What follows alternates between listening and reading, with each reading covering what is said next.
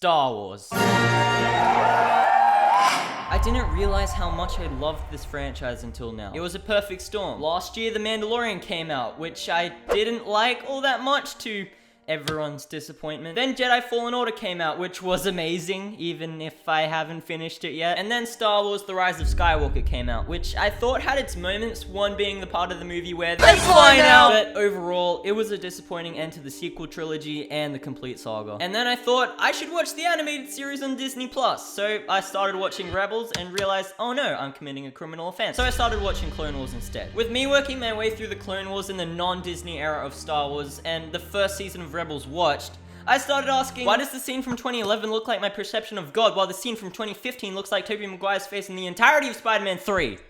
You're bad. It didn't look as good. Star Wars has only gotten worse since the Disney-produced movies started coming out. The Force Awakens came out in 2015 and was largely met with praise, except from the frickin' CEO of the company. That was a weird marketing tactic. They make Rogue One, whose best part was the end, not just because it ends, but because it's actually pretty good. And then they make The Last Jedi. Oh no, there's a disturbance in the Force. What is it? Rian Johnson's career. Oh, never mind. He completely redeemed himself in less than 2 years. Yeah, Rian Johnson killed Star Wars or whatever, but I'm about to revive it. No gouge required. Disney, call me if you want some more epic techniques. DM me in the Epic Games Launcher. Let's do this. Okay, like, subscribe, comment. Alright, let's go.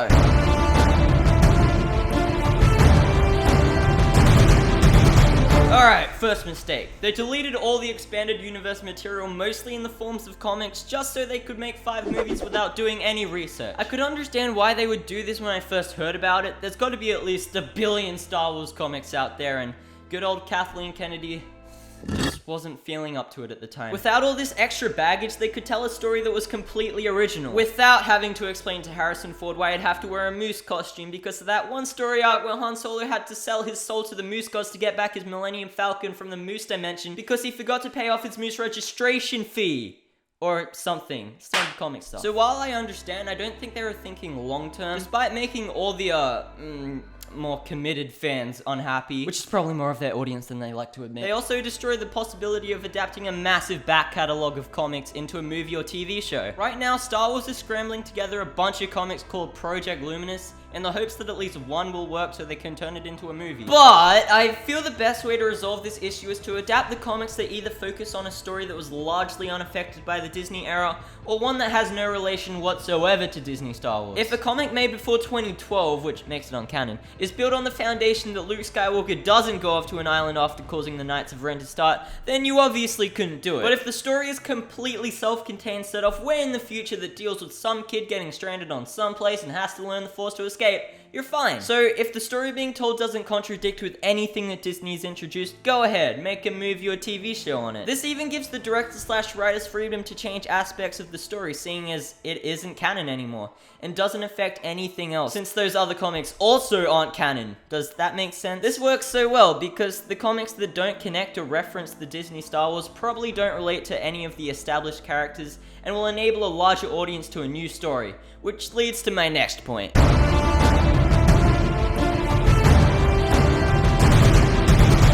Disney decided they wanted to continue the Skywalker Saga, which got them into this whole mess in the first place. Star Wars is such a grand and ginormous galaxy you can explore. I'd go as far as saying Star Wars is almost its own genre. So why was Disney so interested in revisiting the same story with the same characters for a 3rd time? They could have just done something original from the start, like The Mandalorian, so they wouldn't have to worry about all the plot holes in the universe.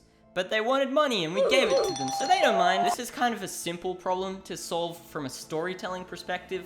Stop using the same characters. Make something new. There are exceptions like the Obi-Wan show that everyone wants. But while it's focusing on an established character, he was largely undeveloped in the prequels and is gonna follow a story that doesn't involve going to space and saving the galaxy like most of the other movies. After seeing Knives Out, I realized how great a Rian Johnson trilogy could be. He obviously had his own ideas, but unfortunately only got one movie in the middle of an already established story to explore them, which basically killed the whole sequel trilogy.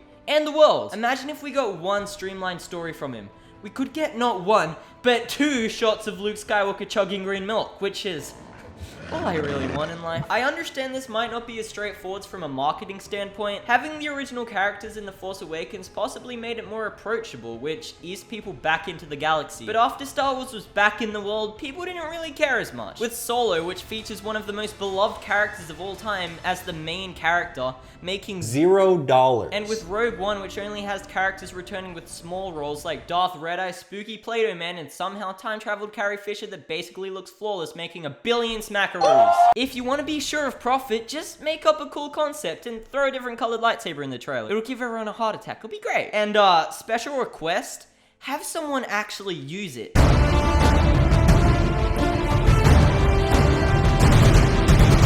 Alright, when I say fan service, I mean good fan service. The fan service that is meant to please the audience while having it actually make sense and serve the story in one way or another. In the trailer for Rise of Skywalker, you saw Darth Rey in full black with a brand new lightsaber design. Listen, this is everything you could do right. It's cool to see characters switch sides. It's cool to see Rey with a double-bladed lightsaber, which she was obviously set up to have from the start. And it's extra cool that the lightsaber does a little flip. It's a nice touch. But not only do they ruin this in the movie by, 1, deciding to use this abandoned model from Shark Tale, and 2, it being a vision, and therefore not real. She doesn't even get to 1v1 herself, which would have sort of served the story by being an internal battle between the dark and the light.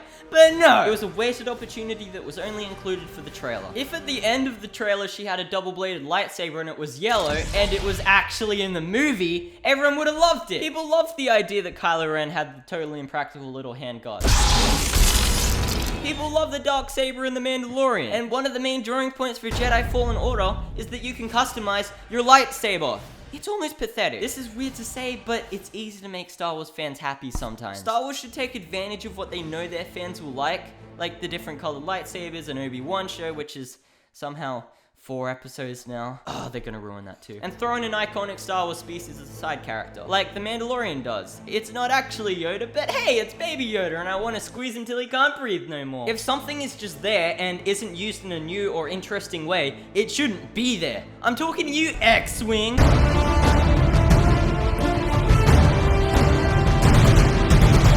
It's important to go in different directions, as I said earlier, but where do we go? What if we dabbled in a few different genres? Give us a horror Star Wars movie, even if it's PG-13, you're gonna like it. Make it like A Quiet Place. That's PG-13, and I'm still screaming every time I see those damn stairs. I don't even use stairs anymore. Give us a war film that might be based purely in the battlefield with stormtroopers and stuff. Give us a purely adventure Indiana Jones style movie like Jedi Fallen Order.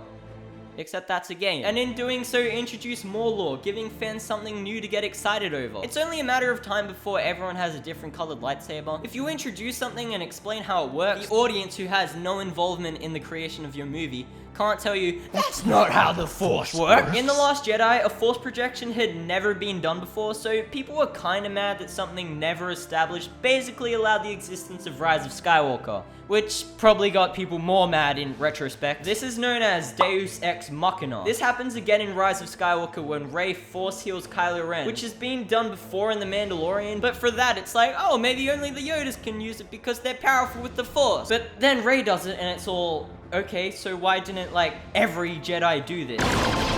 Star Wars is getting too samey for most people. Solo is the only movie to be something different, but also not because Han Solo is the main character, and people are tired of seeing his big dumb face, no matter the amount of times you change it. That's why it's important to try something totally new. A lot of people like The Mandalorian, and it doesn't have any Jedi in it. Maybe do a Sith-centered story, or a Clone Troopers story, or some life in some species on some planet story. These are just undeveloped ideas I want to see explored. Some don't even have to be full trilogies, some just 8-part series.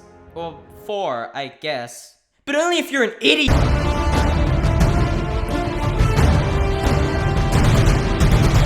They didn't have a long-term plan in the sequel trilogy. It was obvious in The Rise of Skywalker that the damn Emperor wasn't supposed to come back. It was clear that Rey wasn't a Palpatine, and it was clear that Kylo Ren and Rey weren't supposed to have a kiss.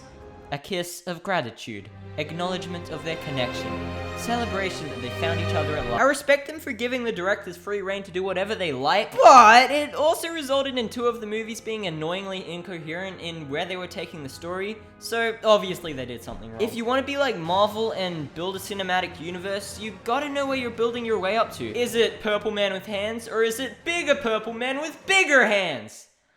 Unless he's Smoke, in which case he doesn't have hands. While I don't think the Marvel formula is suitable with Star Wars, I believe the characters should largely be contained within their own trilogies and not branch into other movies and shows. You need to know where your own trilogy is heading. This obviously will vary from story to story. The point of a sequel is to be bigger and better than the first, and I would argue The Last Jedi doesn't do this. Sure, Luke Skywalker dies, but so does Han in the first movie, and he didn't die by sitting on a rock. In The Rise of Skywalker, not only is it definitely not better than the rest, but has an underwhelming ending. Throughout the whole movie, Rey might be stronger with the Force, but doesn't do anything that blows me away, except for when she shot lightning out of her fingers, revealing she's a Palpatine. It's a fun and interesting way of revealing this, but also kills Chewbacca in the process, who definitely was on that ship. I saw it. The other one was a clone. It exists, right? Yeah, that checks out. The best way to build on the previous film is easy for Star Wars. Just have your main character gradually get better at the Force, and just have them use those powers to their full potential in each climax. Show Kylo Ren and Rey fight in each movie, and show them both developing their skills each time. The scene on the splashy planet where they duel could have been from The Force Awakens. They're not doing anything extra special,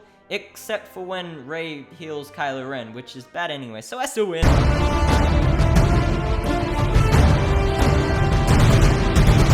Okay, this is my last point. I just wanted to show my appreciation for the Clone Wars by desperately asking for more of that sort of stuff. Rebels is also good. I like it. There hasn't been a part of the show that I've disliked, but it's obvious Disney retracted half the budget from the Clone Wars to Rebels, which means the animation looks so much worse, and the time put into crafting each episode is probably also cut. In Season 7 of the Clone Wars, they've seemed to have restored it, and they need to keep going this way. The long-form storytelling allows each corner of the galaxy to be explored thoroughly, and TV allows the viewer to spend so much more time developing care and love for the characters. This generated some of the most popular Star Wars characters out there, like Ahsoka, Captain Rex, the Mandalorians, and Darth Maul, because this is not a character, this is an object, like a hairdryer. Animated shows can have some of the most committed fan bases in pop culture. Just look at Rick and Morty's. I'm Pickle Rick! My beloved Dum-Dum! I actually don't. No, that's disgusting. Look at Gravity Falls. Also, special request, make an animated movie. I just think a full-budget animated Star Wars movie would be amazing. The prequels were mostly animated anyway, so they're halfway there. Well, that's all you gotta do. Adapt expanded material, create original content, do fan service properly, expand the universe, have a long-term plan, and keep doing animation. Honestly, Disney, it took me, what, 3 days to figure out every single problem you have? Kinda embarrassing, dude. If you have any methods of curing Star Wars, please tell me. I loved the interaction for the Mandalorian video. Please do the same here. So yeah, anyways, like, subscribe, comment, Rebels is underrated, and as always, bye.